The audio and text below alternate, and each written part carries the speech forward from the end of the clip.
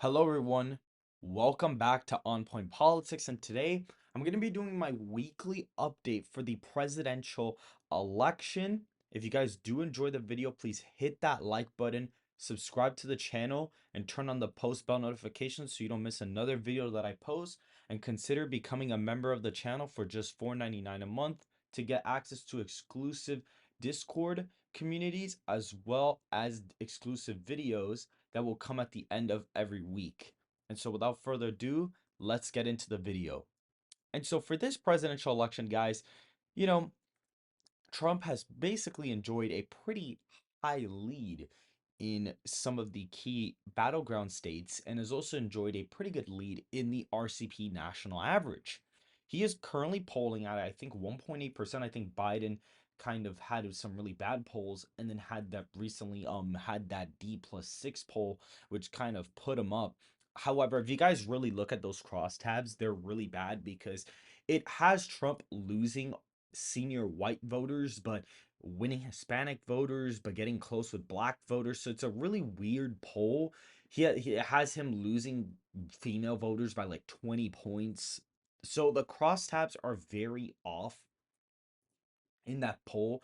And if even if you were to apply the polling average or the polling adjusting from 2020 to that poll, it would result in a D plus 4 or D+3 environment for Biden. It would actually be a D+3 environment, which he still wouldn't even probably be able to win the electoral college in, regardless of the popular vote.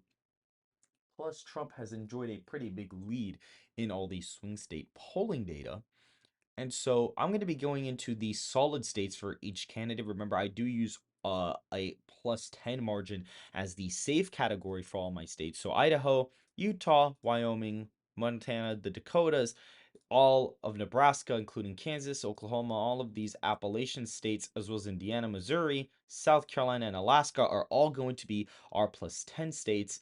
And Iowa and Ohio are joining this column as opposed to from the 2020 election. If you do look at these states, the points of victory were 8 and 8.2 for each state, respectively. However, I do think Trump is going to massively improve with white working class voters and probably improve with Hispanic and black voters, which will result Trump in getting probably an 11-point victory in Ohio, possibly even a 12-point win, and probably getting a 10, 11-point win in Iowa. So they are going to be in the safe Republican column. Now, for the Democratic states that are safe, I think California, Washington, Oregon are all going to be D+10. I think Hawaii, even though I think it'll be closer because of the fire disaster that Biden didn't necessarily respond to the best, I do think that he is still going to win the state by over 10 points. Maybe it's a 20-point win, maybe it's a 25-point win, but it's still going to be a win nonetheless. If you do look at Massachusetts, Rhode Island, all of these states, again, 10-point victories or higher. Again, reduced margins from 2020, but not necessarily anything that would probably affect the presidential election. I am also going to be giving the first district of Maine to Biden by a safe margin, as well as the second district of Maine to Trump by a safe margin.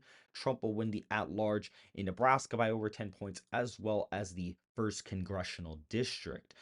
And so here you have all of these states that are going to be under 10-point victories according to my analysis. And so I do have a presidential 2024 prediction model that I constructed that I basically tested to the 2020 results. I tested it to all the closer states and then applied a polling average.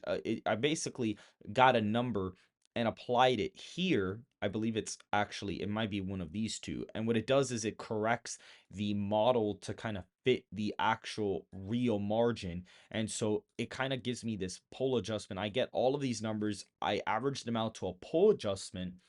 And then from there, I apply these to all these states, so it kind of corrected a lot of weird things like Michigan voting to the right of Wisconsin, for example. Even though the polling data in Wisconsin was way higher than Michigan, it kind of fixed a lot of things compared to the map here. And I also wanted to test it to see if it was accurate.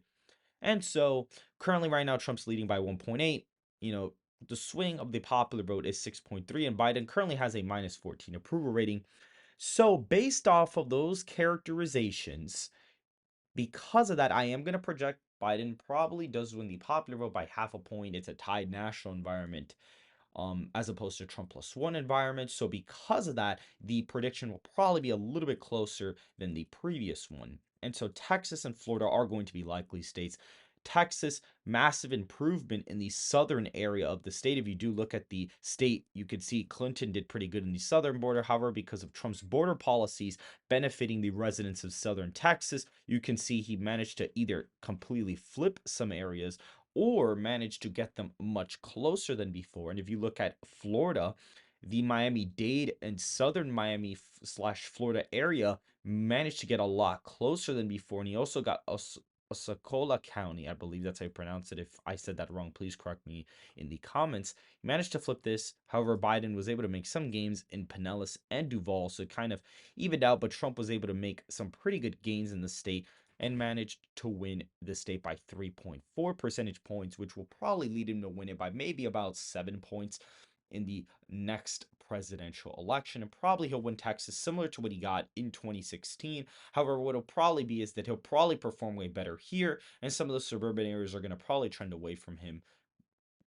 so that's really what's going to cause him to do very well in these areas. Now, before I continue on with the video, I would like to shout out my friend's YouTube channel, Leaders Talk Podcast. He interviews a bunch of CEOs and a bunch of influential people around the world and trying to get, value out of them, really understand how they managed to get from rags to riches, if you know what I'm saying. He's really trying to put himself out there and really trying to really learn from these people and provide value for people out there that really need to hear from people like this. So if you guys do enjoy that kind of content, please go subscribe to him. I literally hit 3,000 subscribers in 3 weeks, and he's been doing this for like a year now, and he's only at 754 subscribers. So I think he really deserves the boost. So if you guys would like to go subscribe to him, please do. This is the channel name. I will link it in the description, so you could just go to the description and click it, go subscribe, hit the bell so you don't miss any of these other videos.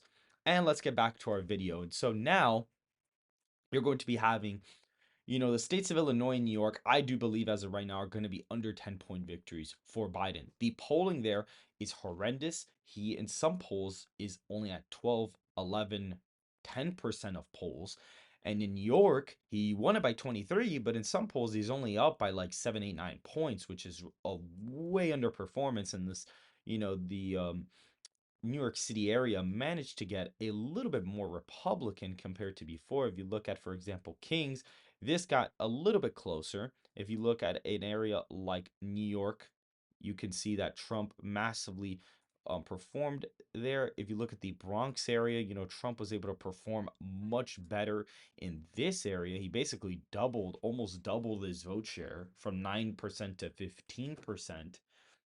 So more than likely, I am going to expect Trump to perform much better in the state. I do think his support that is increasing with African American voters due to the poor economy, due to crime, due to poor immigration policy from the Biden administration. I think all of that is going to combine to him outperforming in these states, and people are going to be very surprised by what he can do in these states. Now, I think Colorado and New Mexico will both be likely victories for the president of the United States. I think Colorado was a massive win in 2020. It was a much bigger victory than the 4.5 point win or 4.9 point win that Clinton had.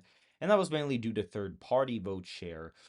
So the state will probably be closer, especially since there's a lot of third-party vote share. And a poll only had him up by 7 points here. So I do say maybe, okay, he wins it by 8 or 9 points in the scenario. And then New Mexico's probably a 5 or 6 point win. Trump's going to gain with Hispanic voters and whatnot. In the next state we're going to start characterizing is the state of Virginia. Virginia in 2012 was a 3.5 point win for Obama. Clinton won it by 5.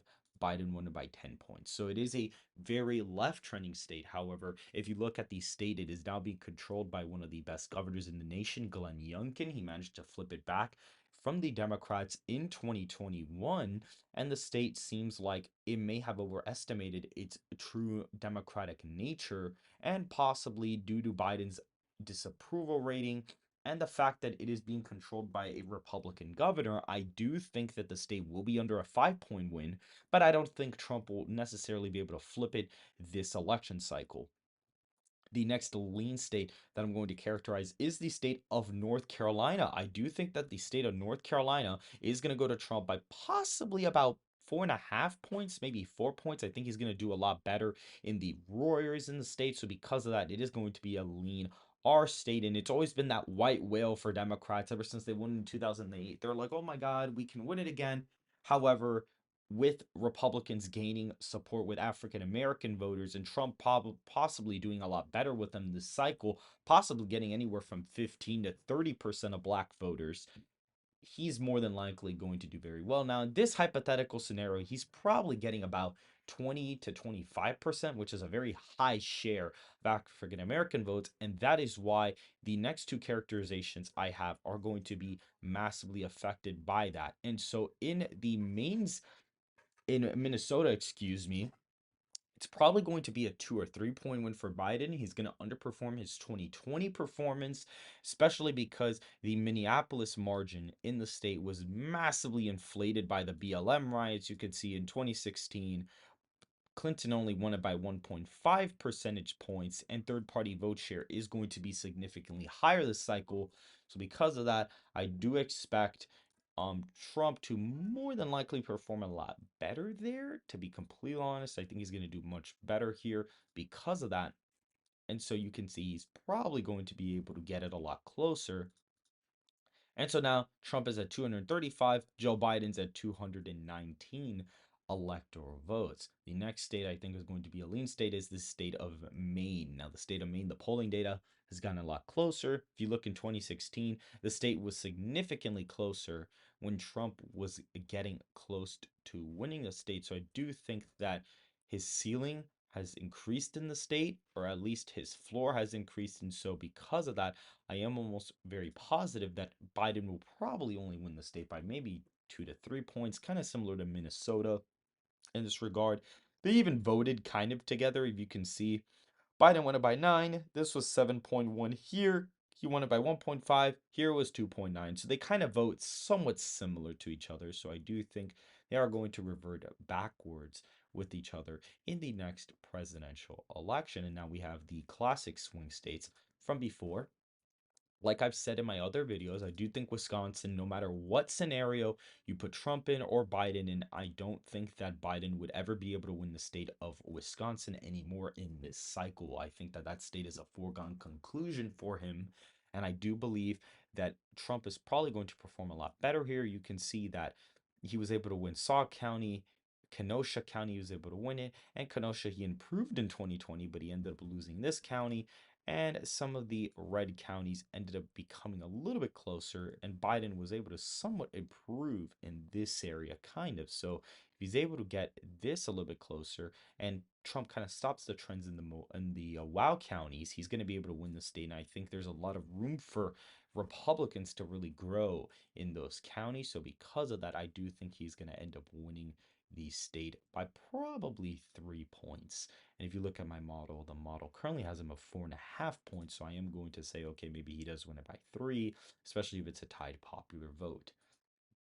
The next lean state on the map is going to be the state of Georgia. I do think that the state of Georgia is going to be a lean Republican state. In the last characterization, I did have it as likely, however, because of black turnout and because of the fact that the state will probably trend to the left, I am going to say, okay, maybe it is going to vote for Trump by maybe about, 2 to 4 points. Maybe in this scenario, he wins it by about 3.5, kind of similar to Wisconsin in this timeline. He probably improves in some of the rural areas, kind of black turnout kind of decreases, which gives Trump a higher vote share of the black vote, and Trump's increasing with black support. So he probably will be able to revert the state a little bit in 2024. And so you kind of are left with these last states.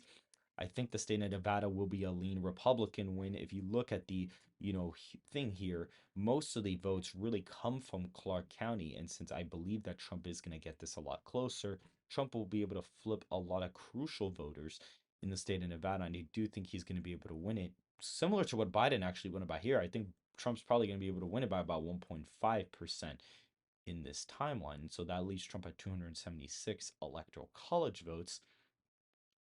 I think that he's going to get the state of Pennsylvania by a tilt margin. If you look at the state of Pennsylvania was basically a win for Trump in 2016. He won Erie County. He performed very well in this area. However, he did underimprove in some areas. He lost Erie. He basically underimproved in Dauphin County. He basically underperformed in Cumberland County by quite a bit. He underperformed in Luzerne County by a substantial amount. He also underperformed in this county as well. And so because of that, he probably will gain some support in the Philadelphia area. More than likely, he will probably improve his margins here because of the fact he is increasing his support with African and Hispanic voters. And so because of that, I do think he's going to be barely be able to pick off the state in 2024. Now, Arizona will end up going Republican at this point in time. Currently, the model has it at 3.8, but I am going to say, okay, maybe, the state is super left trending. So because of that, maybe Trump barely picks it off. That could possibly be the case. And the last state I actually have on here is the state of Michigan. And you could say, okay, why are you putting Michigan as a lean R state as opposed to a tilt state? And the reason why I am doing that is because I do actually think that Trump will probably, as of right now, actually win Michigan to the right of Pennsylvania. If you look at the polling data here actually looks really good for Biden in some instances, where the polling data in Michigan looks really good for Trump. So I think it is a little bit more of Michigan just really, really hates Biden. You have the anti-Muslim support thing for him there. And a lot of black voters in the state do exist, probably even more so than Pennsylvania. So I do think if Trump is getting 20 to 25% of the black vote and his improvement with white working class voters, I do think that is going to actually help him win the state by over a point. He probably wins it by 1.3%. He wins Pennsylvania by 0.8%. So it's a slight differential in the states voting to the right of each other, or at least Michigan voting to the right of Pennsylvania. And you have the last two states, New Hampshire and the second congressional district of Nebraska. I'm going to put it as a tilt them state. This area has been redistricted to be more Republican, but I think Biden will probably still hold on to it. In my model, currently Biden is winning it by 0.9.